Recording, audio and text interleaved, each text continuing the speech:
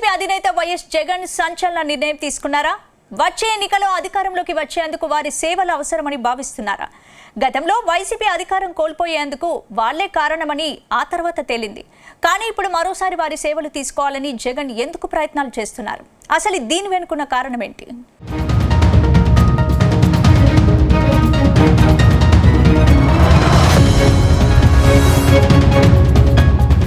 YCP అధినేత YS Jagan route మార్చినట్టు తెలుస్తుంది.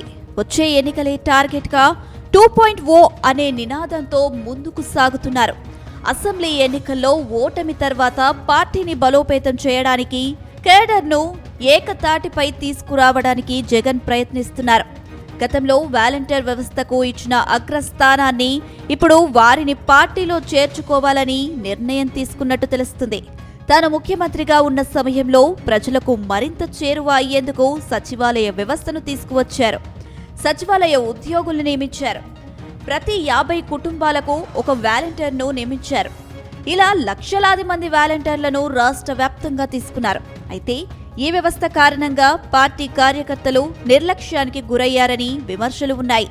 చివరకు గత అసెంబ్లీ ఎన్నికల్లో ఓటమికి దారి తీసిందని జగన్ స్వయంగా అంగీకరించారు. కానీ ఇప్పుడు వారిని పార్టీలో చేర్చుకోవడానికి రెడీ కావడం హాట్ టాపిక్ అవుతుంది.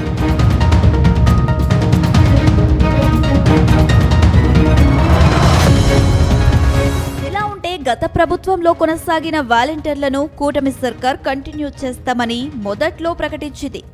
వారికి 5,000 గౌరవ వేతనాన్ని, తాము అధికారంలోకి వస్తే 10,000 ఇస్తామని చంద్రబాబు ఉగాది పర్వదినాన బంపర్ ఆఫర్ ఇచ్చారు. దీంతో అంతకాలం వైసీపీ కోసం పనిచేసిన వాళ్లలో చాలా మంది కూటమి గెలుపు కోసం పనిచేశారు. కూటమి అధికారంలోకి వచ్చిన తర్వాత ఏమైందో తెలియదు, కానీ వాలంటీర్లను పక్కన పెట్టేశారు. జగన్ హయాంలోనే వాలంటీర్ వ్యవస్థను రెన్యువల్ చేయలేదని, ఇప్పుడు తాము ఏమీ చెయ్యలేమని కూటమి ప్రభుత్వం తేల్చేసింది.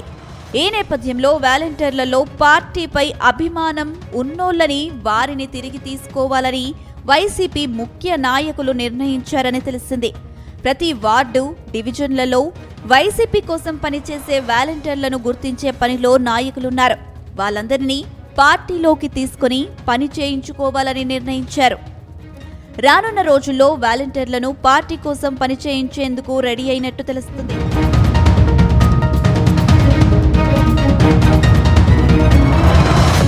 గత ప్రభుత్వంలో 1,53,908 మంది వాలంటీర్లు ఉన్నట్టు లెక్కలు చెబుతున్నాయి. అయితే ఎన్నికల సమయంలో 1,09,192 మంది వాలంటీర్లు రాజీనామా చేశారు. వారంతా వైసీపీ ప్రభుత్వంలోకి కొందరు వ్యక్తులు చెప్పినట్టు తమ పదవులకు రాజీనామా చేశారు. మిగతా వారిని కంటిన్యూ చేస్తామన్న ప్రభుత్వం వారిని పక్కన పెట్టేసింది. దాంతో వారంతా కూటమి సర్కార్ తీరుపై తీవ్ర అసంతృప్తిలో ఉన్నారు. ఇప్పుడు వీరిని పార్టీలో చేర్చుకోవడం ద్వారా పార్టీ అధికారంలోకి వస్తుందని జగన్ లెక్కలు వేసుకుంటున్నారట. అందుకే వాలంటీర్ల సేవలను తిరిగి పొందాలని భావిస్తున్నారట. కానీ గతంలో వాలంటీర్లతోనే అధికారం కోల్పోయామని పార్టీ ఆలస్యంగా గుర్తించింది. ఇప్పుడు వారిని పార్టీలో చేర్చుకుంటే లాభం జరిగే అవకాశాలే ఎక్కువగా ఉంటాయని చెబుతున్నారు. మొత్తం మీద జగన్ నిర్ణయం పార్టీకి ఎంత మేర లాభం కలిగిస్తుందో తెలియాలంటే మరో 3 ఏళ్లు ఆగాలంటున్నారు పొలిటికల్ పరిశీలకులు.